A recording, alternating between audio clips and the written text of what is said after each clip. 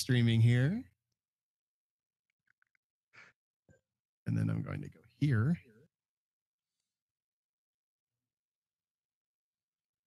Broadcast now.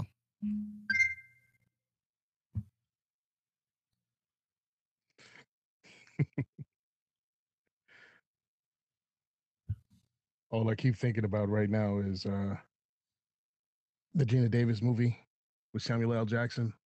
Long Kiss I Goodnight. put my keys in my right pocket, my gun in my left-hand side. It's like everything you have to say out loud just so you don't mess it up. Exactly. That's exactly what I've had to do. Okay, we're live on Facebook. We're live on YouTube. And now we can actually just go ahead and start this show. The views and opinions expressed in this podcast are those of the individual co-host and do not reflect the official policy or position of the Firearms Radio Network and or their employers. Viewer discretion is advised. This is especially true on our live shows. Broadcast for shooters, hunters, and gun enthusiasts. This is the Firearms Radio Network. The bandwidth for this episode of This Week in Guns is sponsored by Patriot Patch Company. PatriotPatch.co. Welcome to This Week in Guns. This show is brought to you by the Firearms Radio Network and Patriot Patch Company. And this show offers commentary on the latest firearms industry news, information, and buzz. I'm your host, Sean Herron, and I would like to introduce our panelists forthwith. First off, we've got Ryan Kleckner, newbie to This Week in Guns, but old friend. He's a former special ops sniper, firearms attorney, firearms industry executive, and best-selling author of the Long Range Shooting Handbook. Ryan, welcome to the show. Thanks for having me on. We're super stoked. Next up, we got Tony Simon. He's host of the Second is for Everyone Diversity Shoot, Second Amendment advocate, co-host of the Gun and Gear podcast, firearms trainer, and owner of Simon Says Train, and pound for pound, the biggest firearms trainer in America. Tony, what's up, buddy? Hey, glad to be here. Hello, guys. Oh, man. So you guys doing great tonight or what?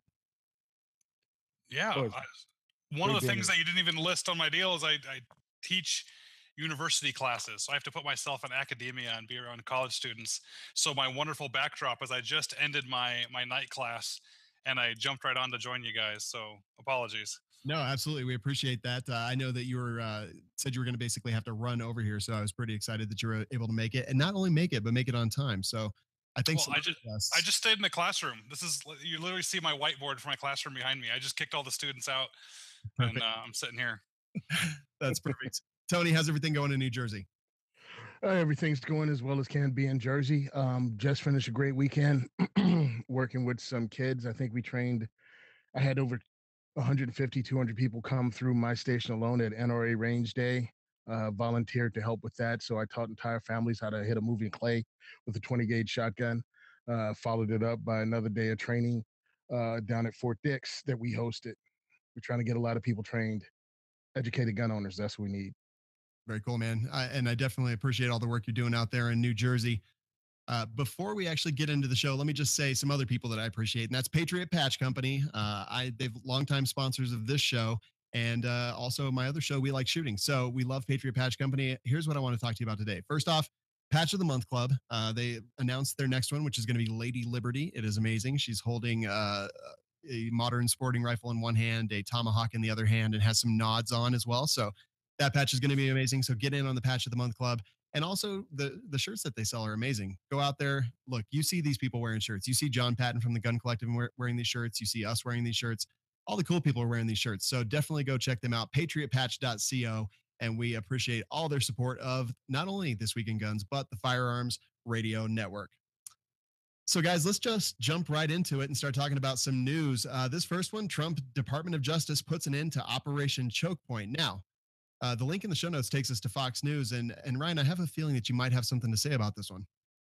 Yeah, Fox News has been showing me some love lately. I appreciate it. They reached out to me about this topic, and I got a little quote in there to, I don't know, not to rain on everyone's parade. It's good news that he ended it, but that doesn't necessarily mean that banks are going to start being friendly, right? They still can choose their loans carefully. So it's a step in the right direction. It's actually the first time I've seen Trump's promise from his NRA speech fulfilled, which he said he's going to stop having a government that's against you. You're going to start having friendly government. This is a great first step, but we still have a long road ahead of us. Yeah, that was actually my question as well. I did a lot of research today into Operation Choke Point, and I know personally because I know a lot of gun dealers because of what I do that a lot of them have been hit. I mean, I see constantly on Facebook, hey, our merchant processing services just shut us down because we're gun related, whatever. And Yeah. I realize that some of that definitely has to do with choke point, but I think a lot of it just has to do with these, the bank executives. They decide that this is not something they want to support, and whether it's Operation Choke Point or not, they're just deciding that they don't want gun owners' money, right? Yeah, and so, well, it's appropriate. Tonight was constitutional law for the students, and we are talking about things like this, which is you can't discriminate against things if you're the government, but as a private company, you kind of can discriminate. I mean, unless you're baking cakes. Now we're kind of like all over the place on what you can and can't do. Some people like to say, well, they're private businesses, they can do whatever they want in these banks. Well, that's not really true. There's an awful lot of government regulation and control over these banks. So the government can, influence them, and they can get in trouble for discriminating. But it's going to be so hard to say whether your business was really good or bad. A bank doesn't give you a loan. You might not ever know if it's because of the color of your skin or because you just were a bad investment.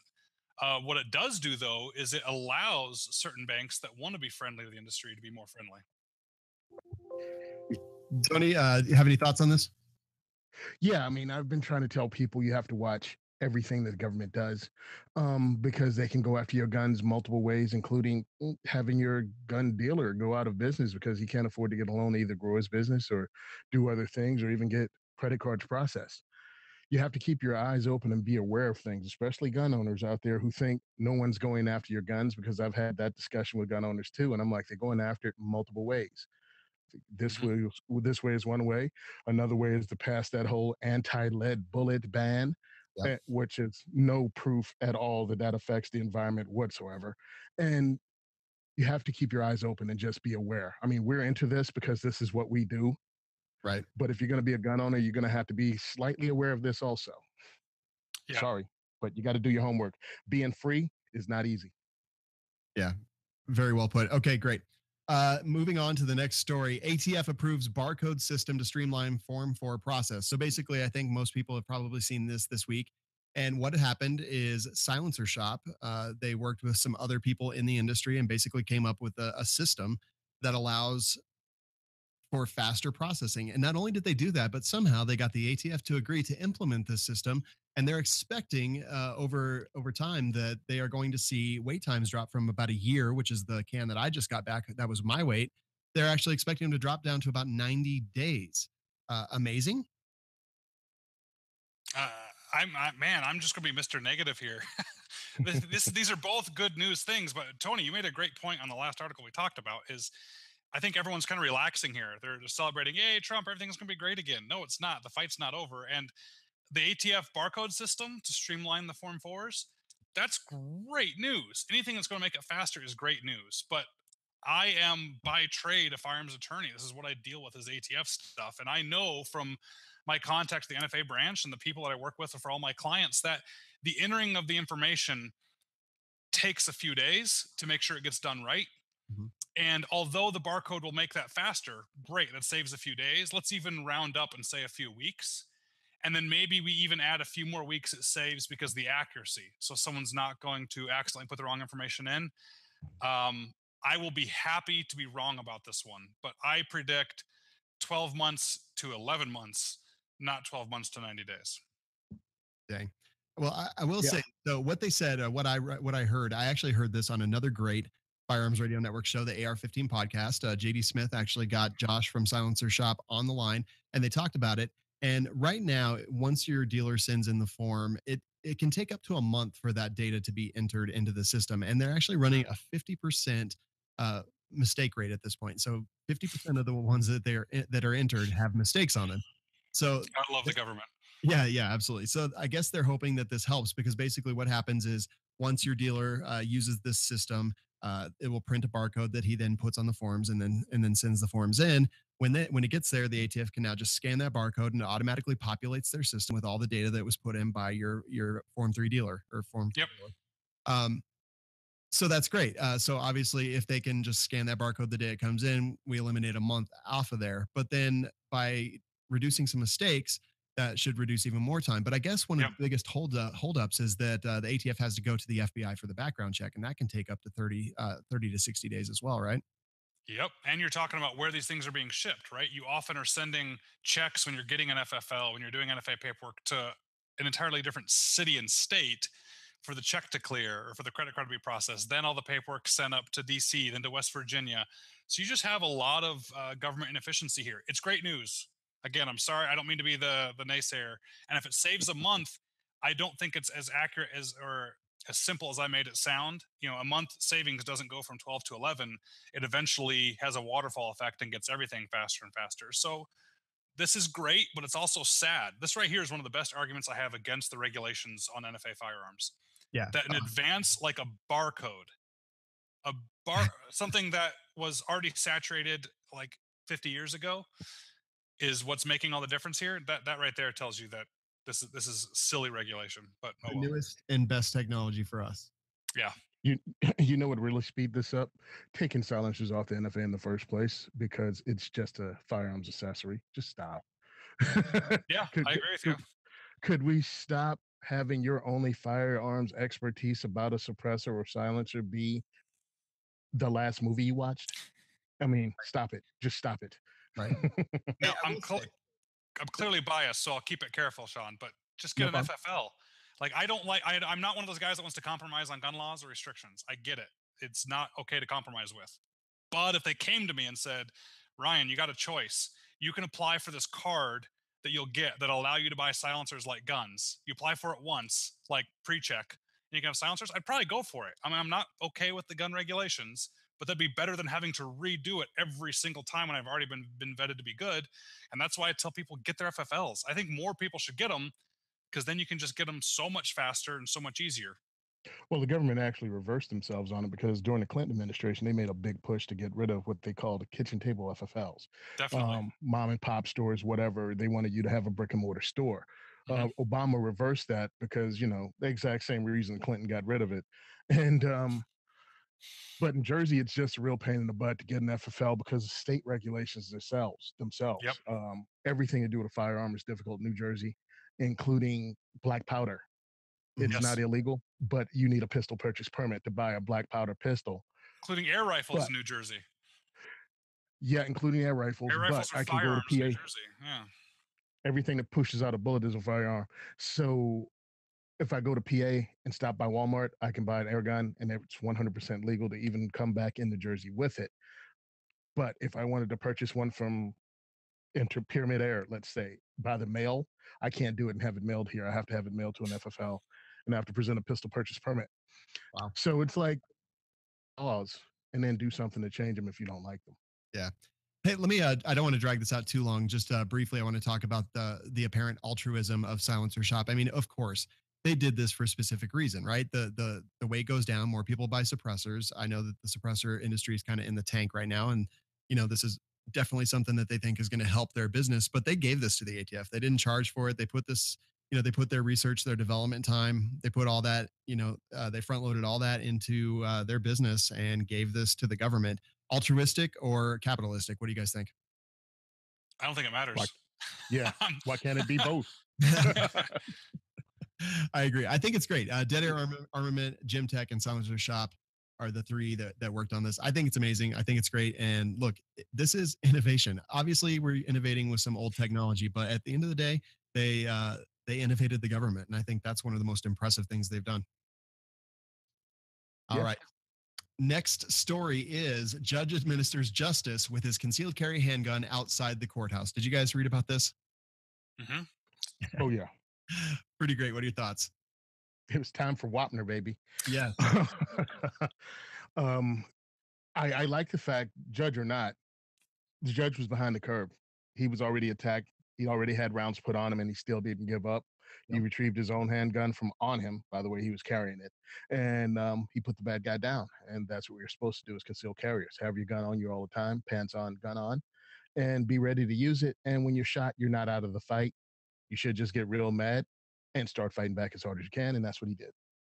Yeah, I like how the local sheriff said that if you're sitting on the bench, you have to carry a gun because there's so many nutcases out there that want retaliation. Ryan, have you seen some obvious crazies going after judges, attorneys, things like that?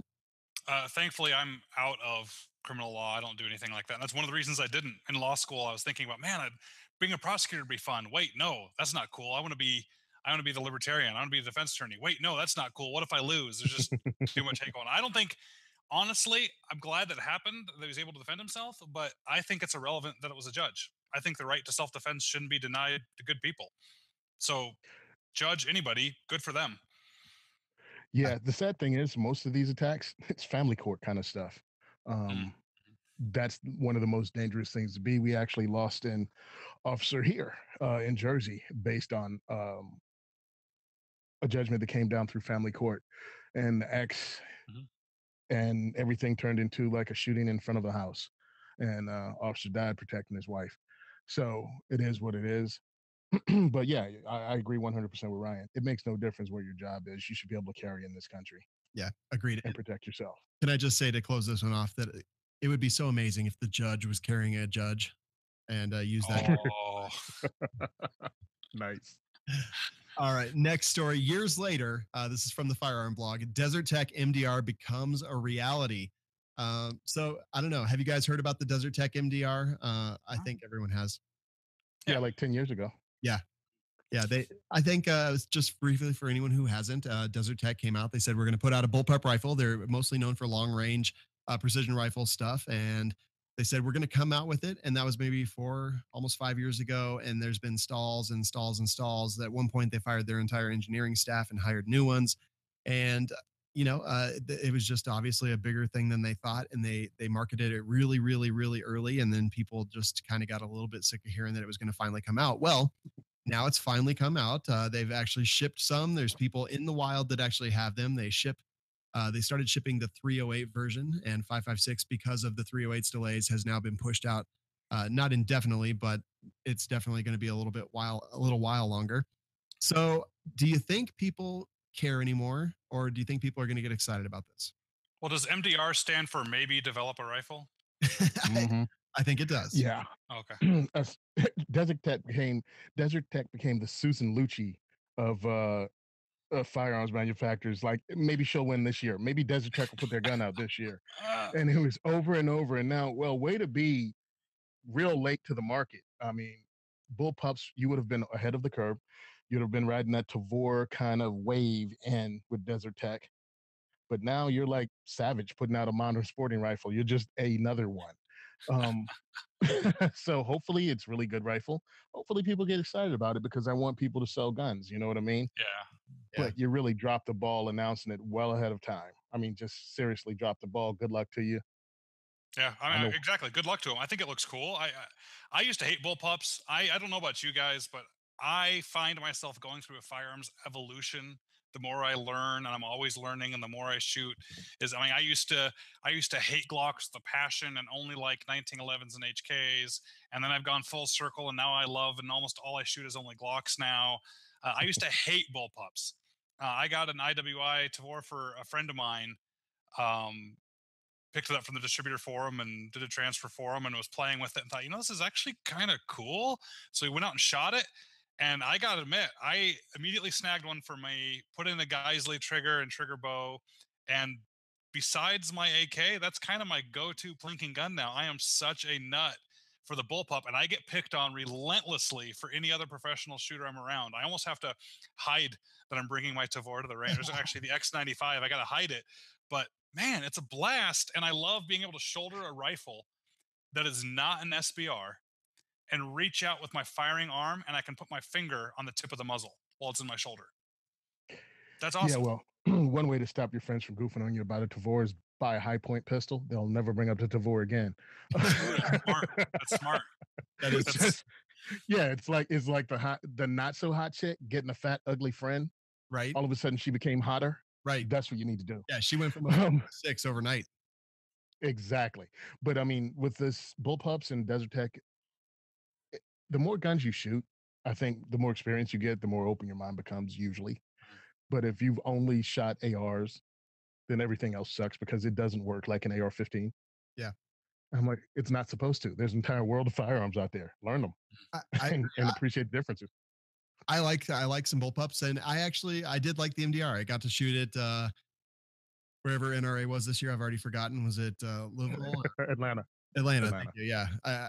We go too many places. I've forgotten now, but I did get to shoot it. I shot the 308 version. It had an interesting recoil impulse that bruised Ava's cheek and my cheek. It would just, it had a little bit of a, I don't know. It definitely, it So hurt. you're saying it was a light kick? It didn't feel that light, no.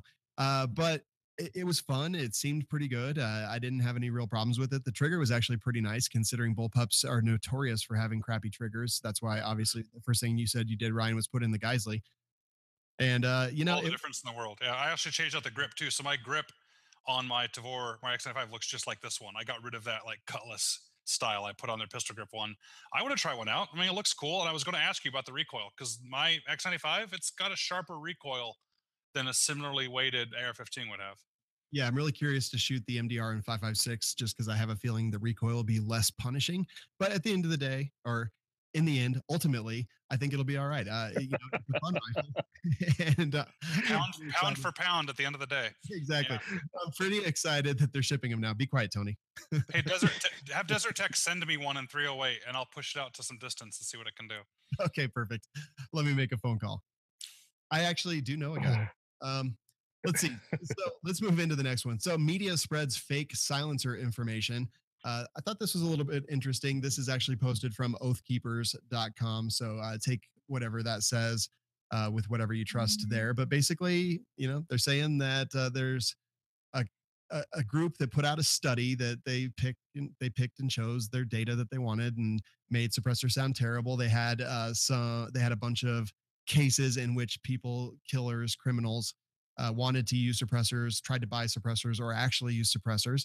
And they're saying that because of this, suppressors are dangerous and shouldn't be removed from the NFA. I mean, we all know that that's ridiculous, but what are your thoughts? You can't get rid of a crime by making it illegal. Yeah. Nice. So, I mean, that's the whole point of it.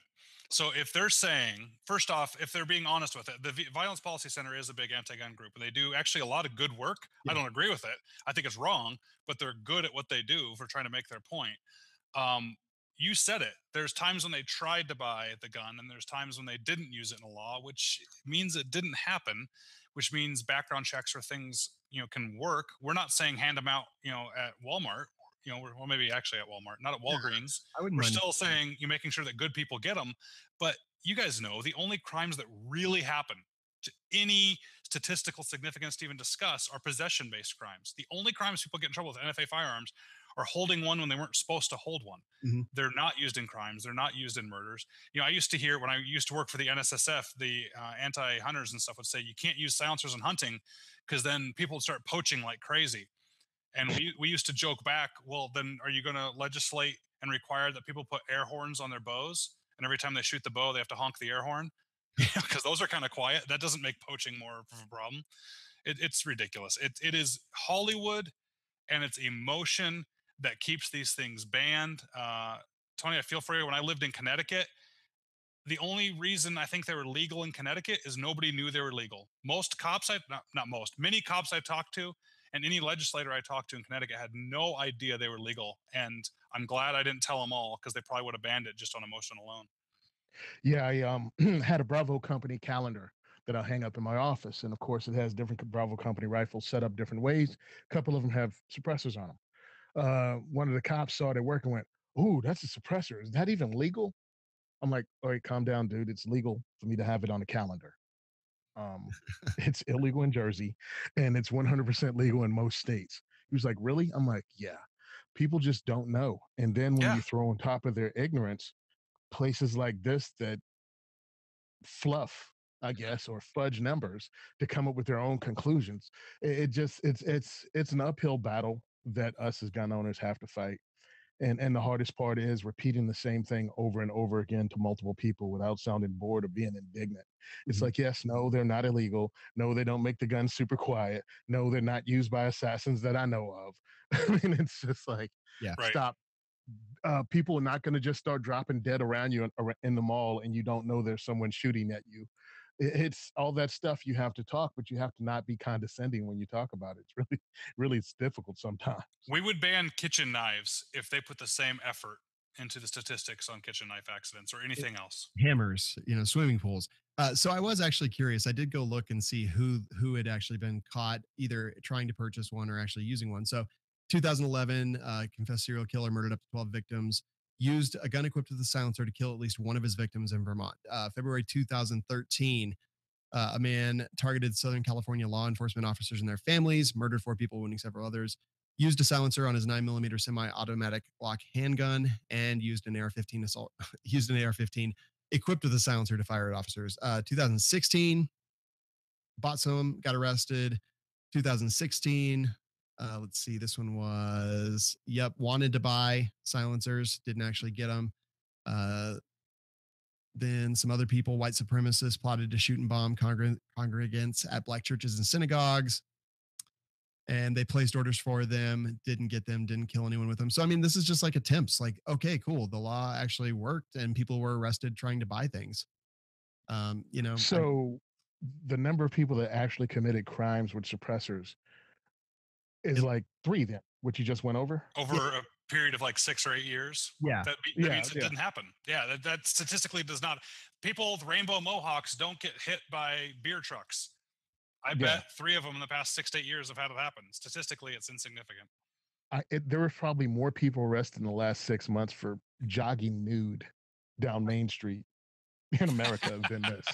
I guess as gun owners and people proponents of getting suppressors off the NFA list, I think really once there's a preponderance of suppressors, crimes with suppressors will go up. Just like the more guns, the more people use guns in crimes. Like criminals are going to crime, and that's just all there is to it.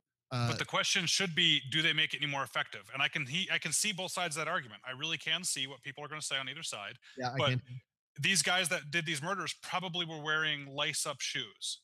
Yep.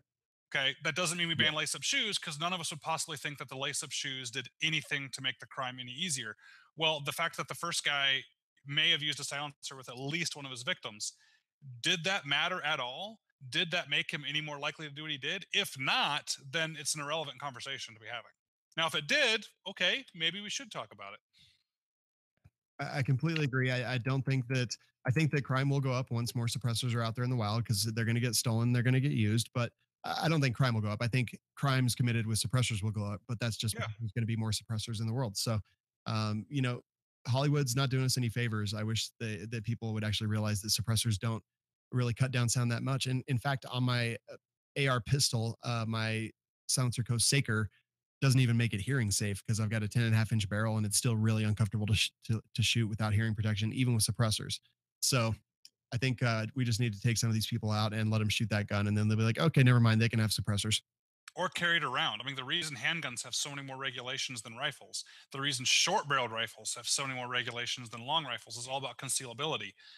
That's the criminals we're worried about, is the easily concealed guns that we have to be worried about. Silencers are the opposite of easily concealable. Right. They make it actually a lot worse. Yes. You're literally making a rifle longer. Yeah. So we have laws that prevent you from taking a foot off of the length of a rifle. This is adding a foot onto it. So anyway. Just imagine the gnashing of teeth when they see the Maxim from Silencer Co. Yeah. I can only imagine. All right, so the next story, American Bar Association asks states to adopt firearms confiscation laws. They basically had the ABA House of Delegates during their 2017 annual meeting adopted Resolution 118B, which urges governments to enact statutes, rules, or regulations authorizing courts to issue gun violence restraining orders, including ex parte orders. And Ryan, please explain what ex parte means. Like outside or after the fact, or disassociated from the event. Yes, exactly. So that's actually the worrisome part of this whole thing, is that they want that, which means that it basically it's one side of the argument, is what I believe it means here, is that they're only going to take one side of the argument. Whoever reports it is going to be the one that they believe, and the person who's the target of this with the guns that have the guns removed, they're not going to really have a say. They're not going to go through due process until after their guns are already taken. All right, so if this bothers you guys, and it should, because I think the government should allow a gay married couple to protect their marijuana crop with machine guns. This is already happening. This isn't a new thing, guys. So the ABA is trying to make these laws and behaviors more uniform. And the ABA has been anti-gun for a while. I mentioned this on the We Like Shooting podcast in the chatter to you the other night, and you read it out there. Right now, prohibited persons, it's a very clear description of certain types of people, may not possess firearms or ammunition. That's not may not purchase, may not possess. And under the federal law, ammunition includes every component of ammunition. So a piece of brass, empty piece of brass under federal law is considered ammunition just as much as the entire loaded round. So if a felon is caught with a piece of brass in his pocket, he's violating a serious law. And it's the exact same law that makes them take these. So right now, if you have a restraining order against you from an intimate partner, doesn't have to be a spouse or a girlfriend, just an intimate partner from that night, technically. If they put a restraining order against you, while that restraining order is in effect, you are a prohibited person. If you work for a gun shop, a gun manufacturer, you just lost your job. If you have guns or ammunition, you're now breaking the law being in possession of them. And there's even arguments on how people get notified of this kind of thing.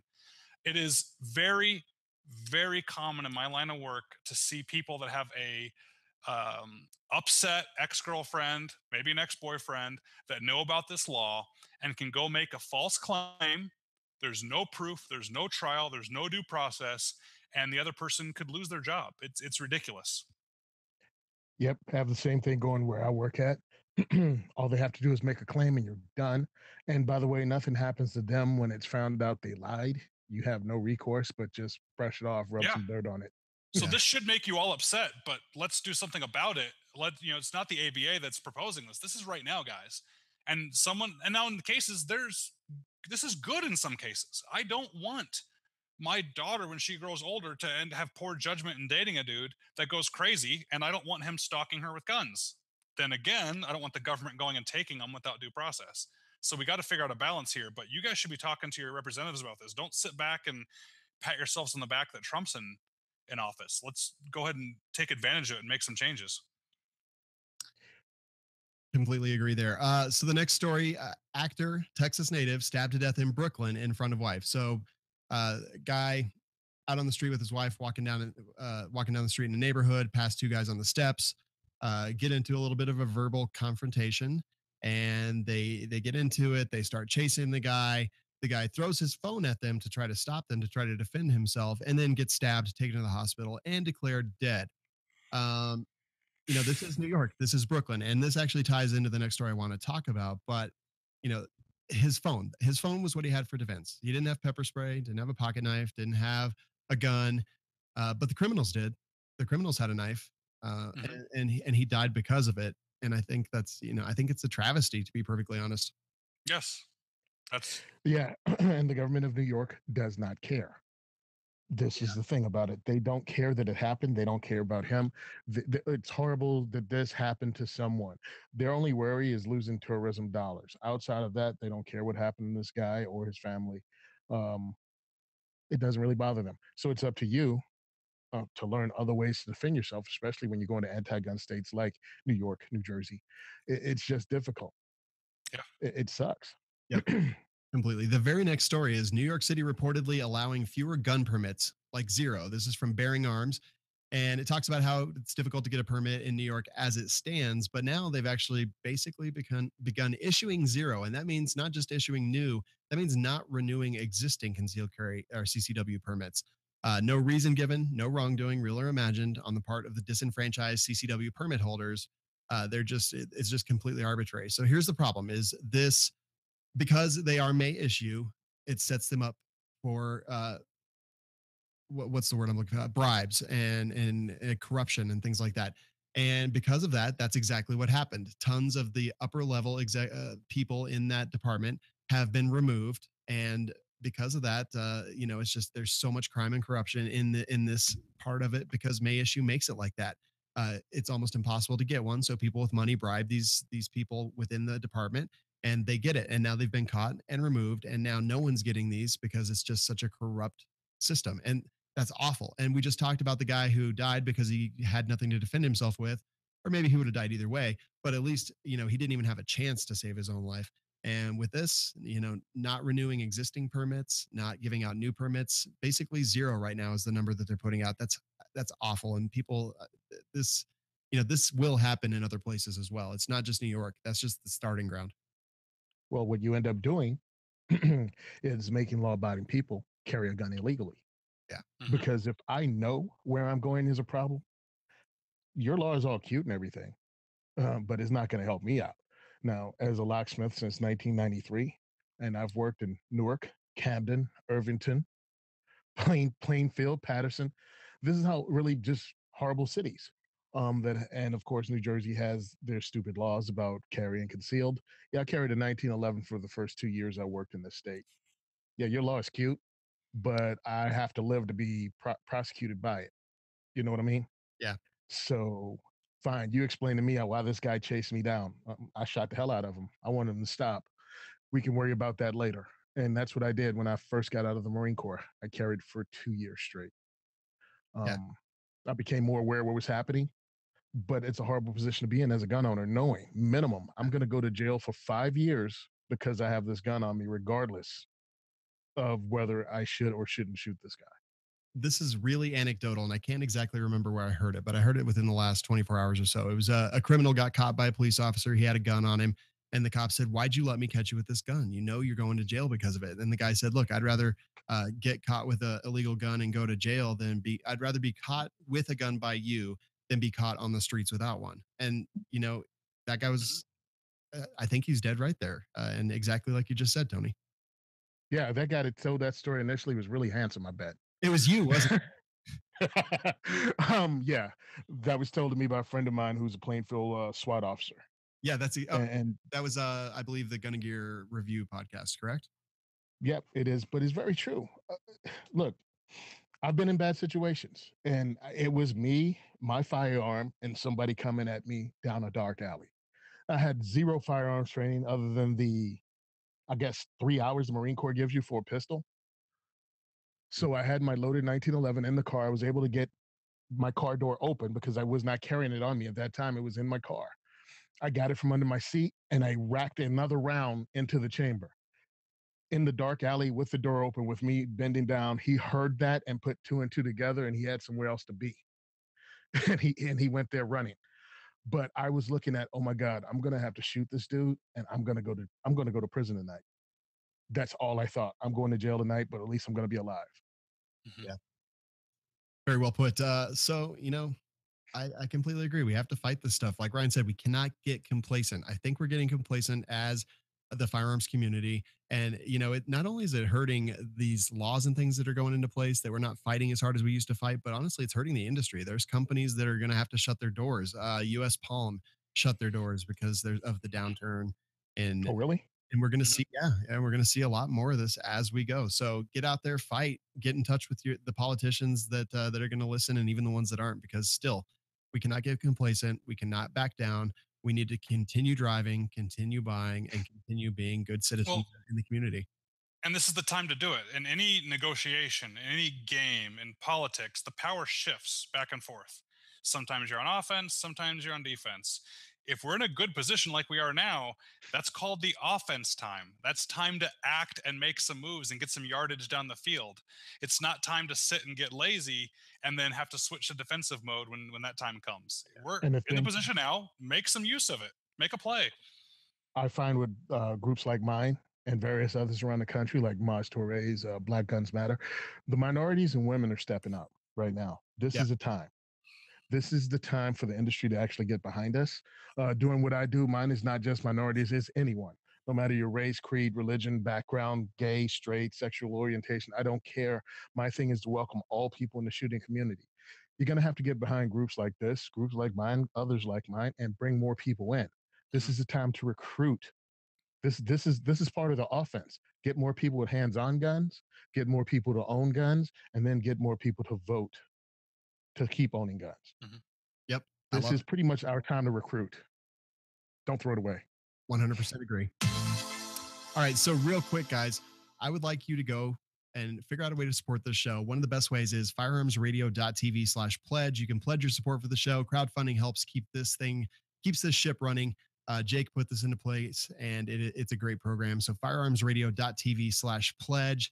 And now it is time to talk about the things that offend us there are two articles that we've got in the I'm Offended segment tonight. The first is Charlottesville Mayor, car attack shows the need to restrict concealed carry.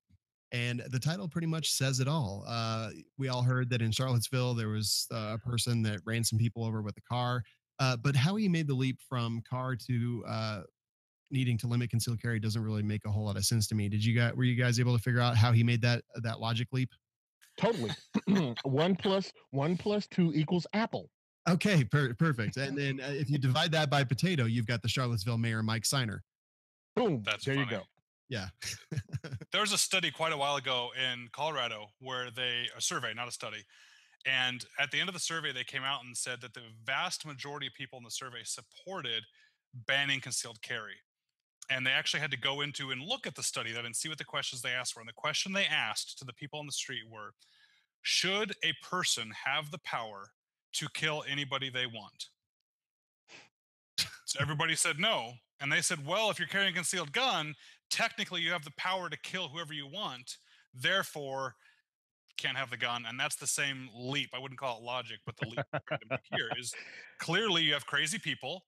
We're not going to ban pressure cookers, but we're going to ban guns. We're not going to ban box cutters, but we'll ban guns. Guns just have this evil thing to them. And Tony, you're right. The more people we get with their hands on the guns, we normalize a gun culture. And the more I think we take it as a civil rights issue and not a from my cold dead hands type issue. But, you know, the anti-gun side will sometimes chant things like my body, my rights. Well, me defending myself is my body too. You know, keep your hands off my rights. Yeah. I would like to just exactly a couple paragraphs here because they sound so ridiculous. The mayor, Mike Siner, says he supports the Second Amendment and is even friends with many gun owners. Then he goes on to say, while I am a strong supporter of the Second Amendment, that right, like all constitutional rights, comes with limits. So I love how they start their sentences with, look, I love the Second Amendment. It's the best thing that I've ever heard. But stupid. It's so I like black people. I have friends that are black people. That, yeah. I was like, look, Tony Simon's my friend. Obviously, I'm not racist. Yeah. It's just so ridiculous. I don't even know what to say. I just don't understand how they made this leap. Like, obviously, this is something that he wanted to do for a long time. He was looking for even the slightest excuse to do it, and this is catering to your base, I guess, right? You know, the people that elected him. This is why they elected him. Specific. Well, you have a toxic combo going there with Charlottesville. You got the anti-gun governor, and then you got an anti-gun mayor. So no matter what happens, if it's negative and gets headlines, they'll somehow 6 degrees of Kevin Bacon tie it to firearms ownership. Right. It's because that guy's mom used to own a gun and shot a shotgun in 7th grade. And that's why we can't have concealed carry or even open carry after this guy ran people over. See? Yeah. Gun. The next story that offended me personally was Texas police chief kicked out of a doctor's office for carrying a handgun. So here we have an active on duty or off duty, it doesn't really matter. This is an active police officer. A Texas police chief goes to the doctor sees it and kicks him out. That it just doesn't make any sense to me. I mean, this is a guy that we pay to enforce the law and to serve and protect and things like that. And here we have this doctor's office that says no guns allowed. Sorry, I'm going to call the police. Well, it makes no sense to me. I love it. I love when things like this happens to police officers. I do. I mean, but it's like, hey, dude, when I'm talking to you about Second Amendment rights and you're poo-pooing it because, well, you have a badge, that can change. They can change those laws to when you retire, you can't own a firearm. I mean, they can change laws and you can be just like us. So it's important that you're in on this whole political side of the firearms game too. And that's the only thing that kind of makes them aware that they're normal people too. I don't think it's cool. I think it's stupid. And their office manager actually needs to understand what they're talking about. But truthfully, him having a gun is good, but someone else who's not breaking the law having a gun is bad. Yeah. It kind of loses its effect. It's like, what are you talking about? My cousin has a carry permit, but this guy has a badge and a carry permit, so he can bring his gun into the dentist office, but my cousin can't. Yeah. And don't bring up how little training they actually get or how bad their crimes can actually be compared to CCW holders. What, just one training session a year? Maybe. Yeah. Depends on the PD. Ours actually does 50 rounds a year. Wow. That's it. Wow. I've watched guys not be able to load their firearms to go out. I've seen dudes just stick the mag in because they're totally frightened of the gun, so they don't even chamber around. Yeah, I've seen this with my own eyes, and I'm like, this is very, very sad. Yeah, Like, I kind of agree with Tony. I mean, I'm going to be the unpopular one here. I'll get some hate mail for this. People have a right to be stupid. That's what constitutional laws are all about. Your whole civil liberties are to protect your right to be stupid. And if it isn't, if it was a good decision, then we wouldn't have to have a right to protect it. But if somebody wants to not have guns in their business, I think they're wrong. I think that's stupid. But just like I don't want to force them to do something they don't want to do, I don't want someone to force me. I mean, in Arizona, when I used to still live there, they were trying to ban smokers in restaurants.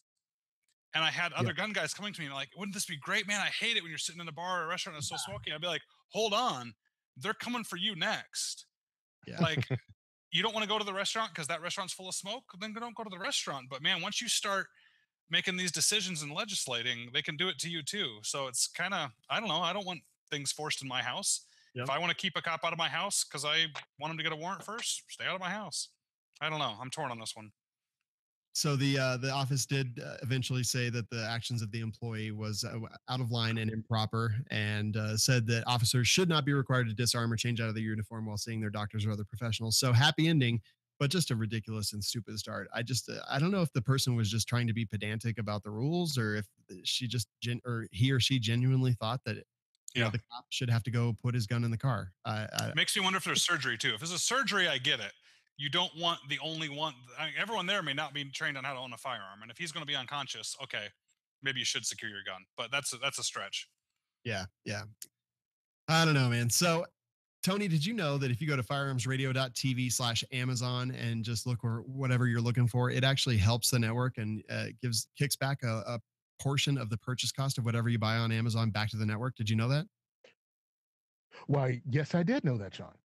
See, that's just amazing. And I think that everyone else needs to know that too, I shop at Amazon every single day, and I always go to firearmsradio.tv/Amazon, start it, search for whatever, it takes me to Amazon, and then whatever I buy from that point on helps the network and it gives us a kickback. So, hey, Sean, did you know that if you bookmark that link, they can follow it every single time and it's easier for some people and you still get the benefit? Absolutely. And even further, Ryan, did you know that if they search for the Long Range Shooter's Handbook, that they could buy that book, help the network, and help out Ryan Kleckner as well? I'd appreciate that. That'd be awesome. So I've got the book. I already own the book, and I bought it through Amazon, and I actually did buy it through firearmsradio.tv/Amazon. Guys, it is time for our full auto news segment, stories the real media won't talk about and other crazy stuff. So we all kind of picked some stories. Tony, I'm going to have you start out.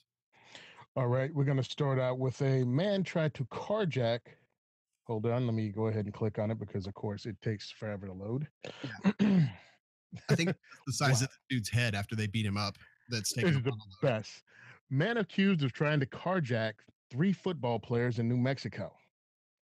So there's a gentleman who had a real breakdown in his victim selection process. Named Angelo. He decided that he was going to carjack some football players.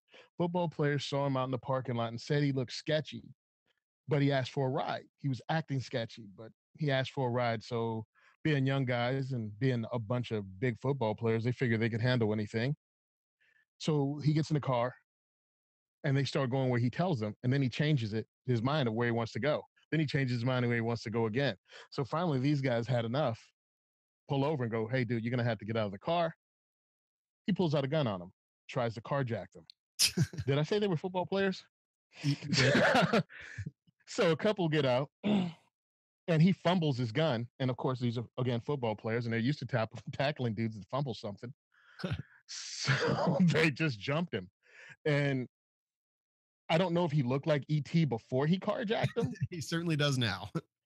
But he definitely does now. My man looked like he wants to phone home real bad. They lumped him up pretty good. Both of his eyes are closed, his head swollen. I was looking at it and I was like, you ever see the Incredible Hulk when the leader had his head swell up? Yes. With the veins in it? This is what this guy looks like. So he got pretty roughed up. Yeah, they dotted a couple I's, if you know what I mean. And this is in Albuquerque. I'll be in Albuquerque tomorrow, in fact. Well, to make his lawyer's job even more difficult, he was also carrying a knife and a note that said, "Give me the keys to your whip and nobody get hurt. I know where you live, so don't make me kill." So yeah, let's just say it was premeditated. He was going to jack someone's whip, which he spelled WIP, and he was might have hurt somebody, which he spelled WEART, heart. Yes, yes. Don't make me heart you, Tony. I already heart Tony, but don't make me do it worse. So ridiculous. Ryan, what was your story that you picked? A Colorado man was stabbed after his haircut got him mistaken for a neo-Nazi. I just don't get it. Why can't white guys get a shake? We just right? tired of getting profiled. I know. It's So just apparently he had a short haircut, which obviously I think everyone should know what that haircut looks like. That's kind of trendy now. Those weirdos that have a beard with like short hair on the side with a little bit of hair on top. I don't know. It's kind of Racist. described to me. Yeah. you described yourself. Hold yeah. on, Tony. No. I have a few friends that are minorities, so I know. Racist. So he got mistaken for a racist, and nowhere in the article do they talk about how it's not okay for them to attack him. All they do, they talk about the article is that how they mistook him for the racist, like somehow assuming that it's okay that he gets stabbed, but he puts his hands up to stop himself, and maybe that was his mistake. I mean, Tony, if he put one hand up too fast, like too straight in front of him, The Sig Heil, yeah. that's a classic mistake, guys. Don't do that. And he got his hand stabbed. I don't know which hand it was. He got stitches for it. He said he pulled into the Steak and Shake and was just getting a milkshake. Tony and I want to know what color was the milkshake. You know it was vanilla. He was a racist. But all right, so now great. Now the white dudes are getting it. So Yeah. So that's what you get for standing in the parking lot of a Steak and Shake doing the Hitler salute. That's why he got stabbed in the arm. I love the way they try to tell this story like he's some kind of innocent victim. I will He say had his Doc Martens on. oh, Tony, what if it was a chocolate milkshake, but he had a little milkshake short mustache? So they thought it was a little black mustache. Maybe that's what it was. now I Yeah. just kind of understand the guy, but I love how the guy ran up and as he's stabbing down with the knife, he says, "Are you one of them neo-Nazis?" So yeah, obviously, really well balanced. Probably got high on too many marijuanas in Colorado here, I guess. Something like that. My thing is, if you're stabbing the guy, if you get caught because you stabbed a guy because you thought he was a neo-Nazi, Yeah. is that still considered a hate crime? I think it should be, but I don't know. I'm just asking. Guys, you have these protests and these people are screaming, "This is a hate-free zone," with nothing but hate. That's why I was mentioning the story. It's almost excused that if someone's doing something against somebody that they call a racist or a fascist or a conservative or anything they want to say, that somehow their aggression is excused. I don't get it. Well, they've even gotten around to call it violent speech to give them more excuses to use violence against it. It is not violent speech. It's just speech that you don't agree with. Right. There's nothing violent about it. And just because he had a killer haircut didn't mean he was really a killer. So yeah, there you go. But I'll tell you this, guys. Have you ever just gone to McDonald's and all you really want is a milkshake? There's a lot of milkshake news tonight, so I'm going to stick with it. You get to McDonald's, you get to the drive-through, you say, I want a vanilla shake or a chocolate shake. Or look, you know what? In the name of solidarity, we're going to say that he wanted to order a swirl. The people at the drive-through said that he couldn't have ice cream because there was no ice cream to have. He tells his buddy in the car, "Go get the stick from the trunk." The guy gets out, goes to the back of the car, grabs what looks like an AR-15, and then the dude driving puts the gun between his legs in the front seat in order to intimidate them into magically making ice cream appear. And so the employee and the coworkers went to the bathroom, hid, and called 911. So yeah, the guy got charged with improper exhibition of a firearm. And I guess the moral of the story is, you know what? If you have ice cream on the damn menu, then I think that you should be able to have ice cream in the drive-thru. Amen. Yeah. If you can have breakfast all day, why can't I have ice cream all day? It just doesn't make any sense. I don't know. Now, I would have been more shocked if they had the ice cream. You guys know that McDonald's always has a broken ice cream machine, right? Yes, always. that's what I'm saying. I'm kind of with the guy who had the rifle at this point. Like, I don't know, McDonald's, get your stuff together because problems are occurring. Was the improper exhibition charge improper because he put it in his crotch? Maybe. And also, I don't understand if that's threatening. You better give me that milkshake. I'm so crazy, I'll shoot myself. Well, one of my problems is if my fat ass is in McDonald's And all of a sudden, all the people run from behind the counter and run to the bathroom. They didn't let anyone know that there might have been an active shooter in the parking lot. They didn't secure the doors. They Nice just went to thinking. the bathroom. You know, Look, And why the bathroom? Why not outside? Like right? well, other side? I don't even. The worst part about the whole thing is it was not even a real AR-15. It was a replica. So, you know, this is definitely a Florida man story if I've ever heard one. yeah, Florida has something that happens once you cross that border. I don't know what it is. Let's not talk about crossing borders. Hey, Oh, calm down. Should be a wall. the last story that I want to talk about, no one picked, but I just think it's too great to give up. Did you guys see the video of the Antifa member getting in the balls by the police tear gas canister? Oh, dude, it was awesome. Yes. I know that tactical shit timestamp 7:56 p.m. They actually are looking for the cop who shot the tear gas canister because they want to give him a ton of free stuff. And I think that's pretty amazing. This dude dropped and then didn't move for a couple seconds. Like, I didn't know if he was actually going to die or not. I didn't know. Can you die from getting hit in the groin really hard? You can wish you were dead. Yeah. You get hit with one of those canisters. It depends on which one they shot. Most of those aren't supposed to be direct fire because there are people that die from some less lethal munitions being shot directly at their chest. But Yeah. Oh yeah. Yeah, but you'd wish you were dead when it hit you in the jimmy. Put you down hard. My man was sucking concrete big time. Until one of his buddies came up, picked him up, and then they ran off. But yeah, he hit the canister hit his crotch hit the ground, and then he just didn't move for a couple beats, and it was glorious in every way, in my opinion. his I was buddy, looking that at was it. Kaepernick. Kaepernick ran over and snatched him up. Yep. And I don't even know, truthfully, if it was even a friend of his. I'm thinking that's just sympathy, man. I see a guy get hit like that. I don't care what he was protesting against a second ago. I might even help him up off the ground. I would have helped him too. Yeah. It just looked I bad. felt for him. As an American, I hated him. So I was really conflicted on the whole thing. All right. Oh, I might have helped him, but I might have been filming it with my other hand. Right. And I'm not going to help him that much. Tony, were you going to like give him mouth to mouth or anything? Oh no, you're done there, buddy. All right, perfect. So once again, Patriot Patch Company, amazing bandwidth sponsors of this show and the Firearms Radio Network. Patch of the month is coming up. Go sign up for it. And the shirts are also out there and they are amazing. Go check them out. You can leave your feedback for this show by commenting on the YouTube video, the Facebook feed, or just, iTunes. Leave us a review. We really appreciate that. That's how people find the show. The Apple algorithm really places a high preference on shows that have lots of reviews and things like that. So even if you don't use iTunes, go download it, look for This Week in Guns or some of the other great shows on the Firearms Radio Network. Leave them a review because definitely it helps people find the show. It helps the network grow. And the more we grow, the better we all do. I think that's amazing. Ryan Kleckner, like, what do you do outside of the 95 things that I said at the beginning of the show? Well, I'm now Mr. Entrepreneur. I'm backed off the law practice like crazy. I'm doing way more media now. I'm trying to do more podcast stuff.